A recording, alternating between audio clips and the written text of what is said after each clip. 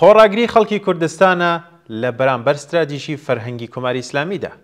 کۆماری ئیسلامی ئێران بە درێژایی 46 ساڵ دەسەڵاتی بە هەموو شێوەیەک هەوڵی داوە فەرهەنگ و شێوەی ژیانی جێگای سەرنجی خۆی بەسەر کۆمەڵگای ئێراندا بسەپێنێت. کوردستانیش لەم ڕەوتە بە دوور نەبووە. دیارە استراتیژی کۆماری ئیسلامی بۆ زەوتکردنی دەستکەوتەکانی ڕاپەڕینی 1357 لە کوردستان بە هێرشی نظامی دەستی پێکرد.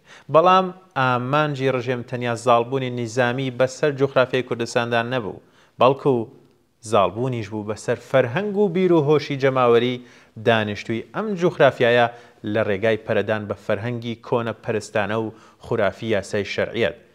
شێوەی ژیان ئەو جۆرەی کە خۆی دایدەڕشت. ڕژێم هاوکات لەگەڵ داگیرکردنی کوردستان بە هێزی چەکدار بۆ گەیشتن بەم ئامانجەی هێرشێکی فەرهەنگی ڕێکخراویشی گەڵاڵە ڕێژی کردووە هەنگاو بە هەنگاو بەڕێوەی برد. ئامرازەکانی ئەم هێرشە بریتی بوون لە چەندین دامەزراوەی وەکو سازمانی تەبلیغاتی ئیسلامی کوردستان، ناوەندی گەورەی ئیسلامی ڕۆژ ئاوای ئێران، ئیدارەی ئێرشادی ئیسلامی کوردستان، کانونی فەرهەنگی، تربیەتی مزگەوتەکان، کانونە فەرهەنگیە هونەریەکانی مزگەوت، کانونی پەرورشی فکری ئیسلامی مناڵان و تۆڕی ئیمام جومعەکان و شورای ئیقامەی نوێژی جومعە و ناوەندی سلاحی فەرهەنگی سەر بە ناوەندە دەوڵەتیەکان و سپای پاسداران و بەسیج لە کوردستان، کارگەلی ئامۆزشی شێوەی ژیانی ئیسلامی، مەکتەبی قورئان و دەیان ئەنجومەنی مەزهەبی تر، هەموو ئەم ناوەندانە بۆ بەرەو پێشبردننی چالاکیەکانیان لە پشتیوانی هەمەلایەنەی ماڵی دەوڵەت و سپای پاسداران بەهرەمەندن. لە ئاکامی فعالیەتی ئەم ناوەندانەدا لە 46 ساڵی ڕابردوودا هەزاران مزگەوت تەکیە و حسێنیە لە شار و دیادەکانی کوردستان دروست کراون و حەوزەکانی بەناو عیلمیەی دینی بە شێوەیەکی بەرچاو پەریان سەندووە. لە ڕۆژە مەزهەبیەکاندا دەرک و دیواری شارەکان بە پۆستەری تەبلیغاتیدا دەپۆشرێت. لەم بۆنانەدا ڕژێم قەناعەت بە جیرەخۆرانی خۆی لە ناوچەکەدا ناکات و دەست دەکات بە ناردنی موبەلیغانی ژن و پیا بۆ کوردستان تا دەست بدەنە تەبلیغی فەرهەنگی مەزهەبی و تەنانەت تەرویجی شیعەگەری.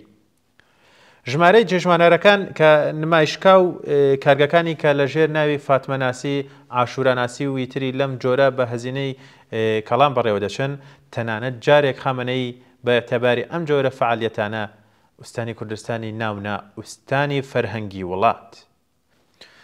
هەزینەیەکی ئەوە کەڵان لە حاڵێکدا سەرفی ڕەواجی خورافە پەرستی دەکرێت و بە زۆر لاوانی کوردستان دەخرێنە ژێر ئامۆزشی ئیسلامیەوە کە ناوچە کوردنشینەکانی ئێران لە ڕوانگەی ئامۆزش و خوێندنەوە لە پلەکانی ئاخری وڵاتدان. ڕێژەی قبوڵی قوتابیانی کوردستانی لە ئازمونەکان و کۆنکوردا گەلێک لە خوارەوەیە. یەک لە سەرسەی جەمعیەتی کوردستان نەخوێنەوەرن و جەمعیەتێکی زۆر لە بنەماڵەکان بەهۆی هەژاری منداڵەکانیان دەست لە خوێندن هەڵدەگرن. مەکان ئامۆزشیەکان لە کوردستان پەرتوکا و نائەمنن. ناوچە کوردنشینەکان لەگەڵ کەمبوودی فەزای ئامۆزشیدا بەرەو ڕوون. لەسەر ناوەڕۆکی ئەم بارودۆخە هەموو جۆرە فعالیەتێکی فەرهەنگی پێشڕە و لە ژێر ناوی هەڕەشەب بۆ سەر ئەمنێتی نەتەوەی قەدەغە کراوە. ڕۆژنامە و نەشرەی سەربەخۆ و پێشڕە و ئیجازەی بڵاوبوونەوەیان نییە. ئەنجومەنەکان و گروپە فەرهەنگیە سەربەخۆکان قەدەغە و ئیجازەی فعالیەتیان نییە. بەڵام ئەوەی سەرنجە یان بڵێن ئەوەی سەرنجڕاکێشە ئەو ڕاستیەیە کە لەگەڵ هەموو ئەو کردارە دژە فەرهەنگیانەدا ئێمە شاهیدی لە دینبێزاریەکی بێوێنین لە نێو خەڵکی کوردستاندا بە تایبەت لاوان. مزگەوتەکان لە هەموو کاتێک چۆڵترن و مەراسمە مەزهەبیەکان گەلێک بێ ڕەونەقن.